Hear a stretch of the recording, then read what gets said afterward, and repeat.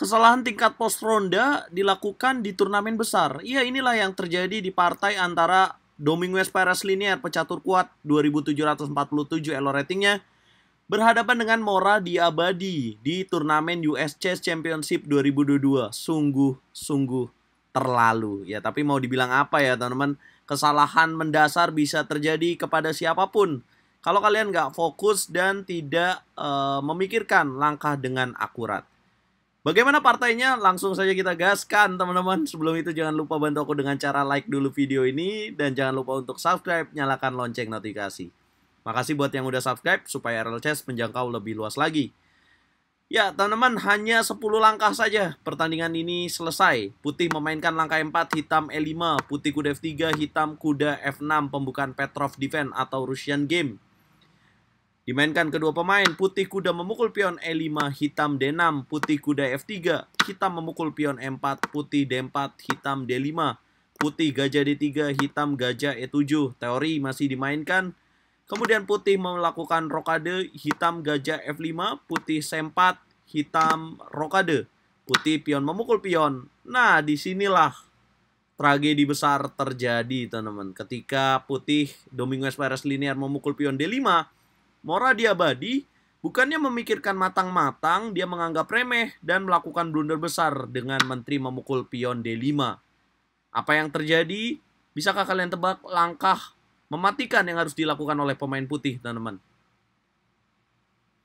Ya, tepat sekali, gajah memukul kuda di petak E4. Boom, Mora Diabadi langsung menjulurkan tangannya. Ampun bosku. Ya, karena kalau dilanjutin dengan gajah memukul gajah, maka akan tercipta ancaman kuda ke petak C3, mengancam menteri dan gajah. Kalau menteri ke petak C6, akan ada kuda memukul gajah, menteri memukul gajah, dan akan ada benteng E1, gajah di petak E7 akan jatuh. Karena menteri nggak bisa jaga.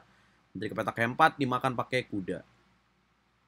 Nah, gimana kalau misalkan gajah memukul kuda di petak F3, maka putih kuda memukul menteri, hitam gajah memukul menteri, kuda memakan gajah terlebih dahulu, skak, raja ke petak H8, benteng memukul gajah di petak D1, kudanya akan aman, dan putih akan menang dengan 1 perwira. Nah, adakah langkah lain setelah gajah E4?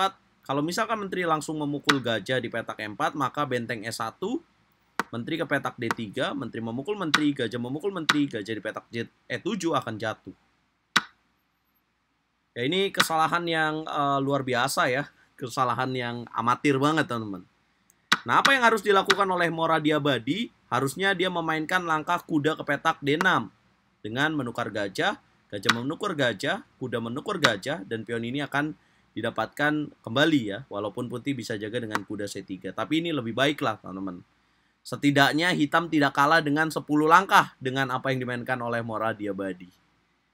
Ya teman-teman, apa yang harus kita lakukan, apa yang kita ambil pelajaran dari permainan ini, ya supaya teman-teman kalau udah nonton RL Chess tidak lagi main caturnya hanya memikirkan satu langkah aja.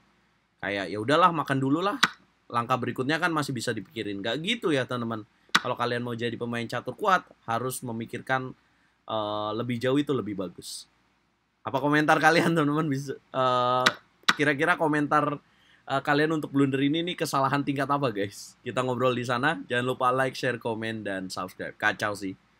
Ya malu juga lah penyelenggaranya, masa pemain dunia ngelakuin kesalahan kayak gini sih. Ini kesalahan yang bakal diingat 5-10 tahun lagi sih.